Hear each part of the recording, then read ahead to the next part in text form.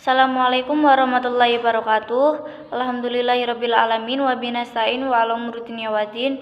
Wassalatu wassalamu ala asrofil anbiya'i wal mursalin sayyidina wa maulana Muhammad wa ala alihi washabihi ajmain, amma ba'd.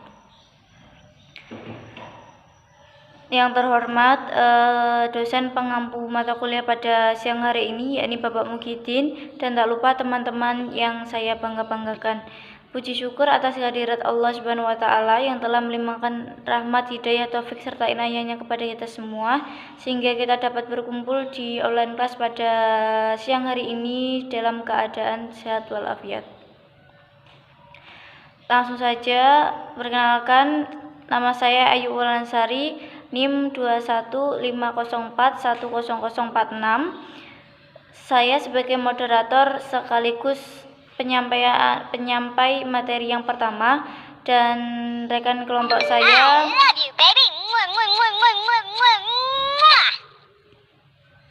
Maulida Intansari, NIM 21504100047, sebagai penyampaian materi yang kedua. Dan yang terakhir Eva Analestari, NIM 21504100043, sebagai penyampaian materi yang terakhir.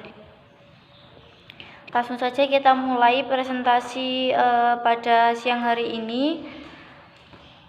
Untuk penyampaian materi yang pertama, saya silahkan. Baik, saya akan menyampaikan materi yang pertama, yaitu kata. Pengertian kata. Kata adalah kumpulan beberapa huruf yang memiliki makna tertentu. Dalam KBBI, Kamus Besar Bahasa Indonesia, kata adalah unsur bahasa yang diucapkan atau dituliskan yang merupakan perwujudan suatu perasaan dan pikiran yang dapat dipakai dalam berbahasa. Dari segi bahasa, kata diartikan sebagai kombinasi morfem yang dianggap sebagai bagian terkecil dari kalimat, sedangkan morfem sendiri adalah bagian terkecil dari kata yang memiliki makna dan tidak dapat dibagi lagi ke bentuk yang lebih kecil.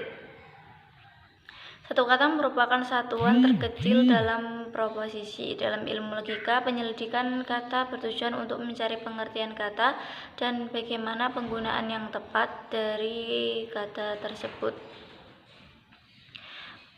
Kata yang penting karena ia merupakan unsur yang membentuk pemikiran. Mundiri mendefinisikan kata menjadi beberapa pengertian, yaitu yang pertama, positif, negatif, dan privatif.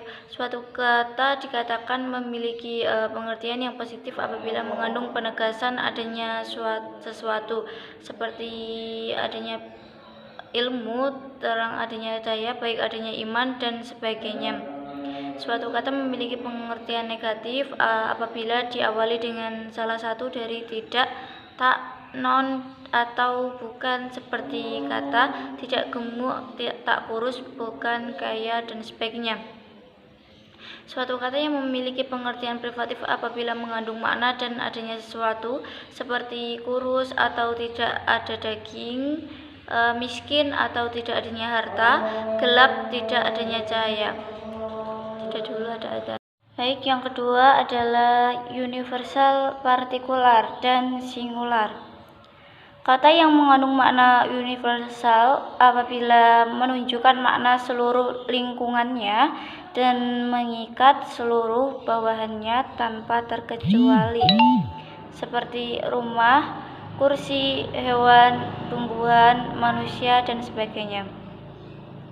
Kata bermakna partikular apabila menunjukkan hanya sebagian dari seluruh luasnya, misal beberapa, kebanyakan, ada yang, dan ada orang-orang, apabila manusia, kebanyakan, kucing, dan lain sebagainya.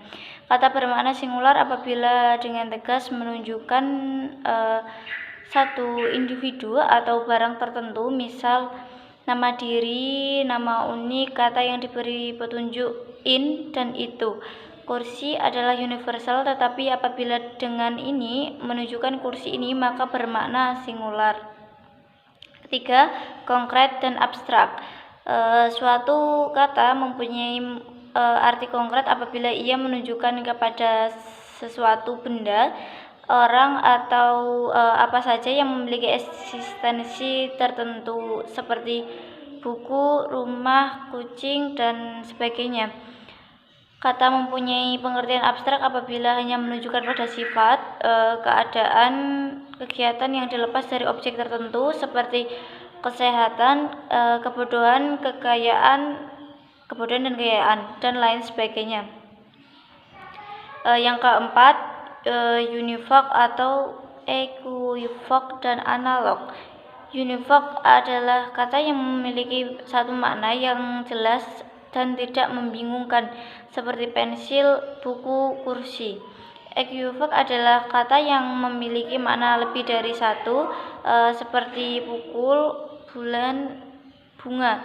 Dalam kalimat "saya memukul Tony" dibandingkan dengan kalimat "sekarang pukul 7:10". Keduanya menggunakan kata pukul, tapi memiliki makna yang berbeda.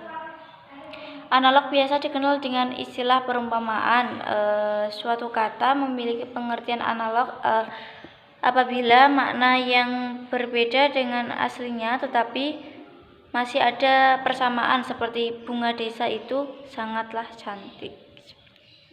Kemudian materi yang selanjutnya akan disampaikan oleh Mbak Maulida dan Mbak Eva. Padanya saya persilahkan. Materi kali ini yaitu pengertian term. Term merupakan ekspresi verbal dari suatu ide. Term itu adalah suatu bunyi yang diterapkan dan berfungsi sebagai suatu tanda konvensional dari suatu ide yang terdapat di pikiran kita ataupun batin kita. Lebih jelasnya, term adalah bagian dari suatu kata yang berfungsi sebagai subjek atau predikat. Di dalam buku Dr. W. Pospoprodjo SH, pengertian term adalah pernyataan ide atau konsep dalam kata atau sejumlah kata. Pembagian term sama dengan pembagian yang berlaku pada konsep atau ide. Manusia pada hakikatnya merupakan makhluk sosial, maka terdorong untuk mengungkapkan pikirannya. Oleh karena itu, digunakan tanda-tanda sebagai sarana hubungan.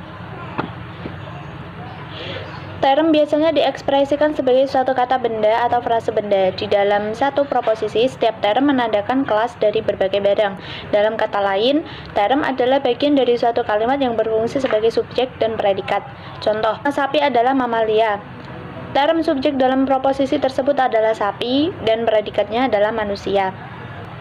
Term terdiri dari kata-kata yang tepat dan mempunyai satu definisi yang menjadikan konsep atau ide menjadi nyata. Dari definisi di atas, bisa disimpulkan term merupakan pernyataan lahiriah dari konsep atau ide.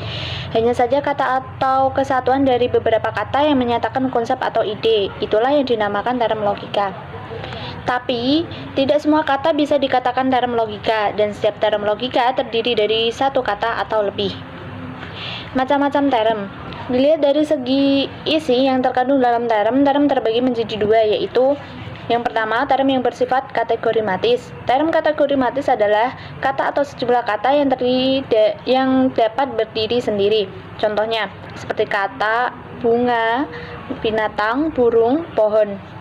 Kategori term itu disebut term tunggal. Ada juga disebut term majemuk, yaitu term yang terdiri dari dua kata atau lebih dan berfungsi sebagai subjek atau predikat.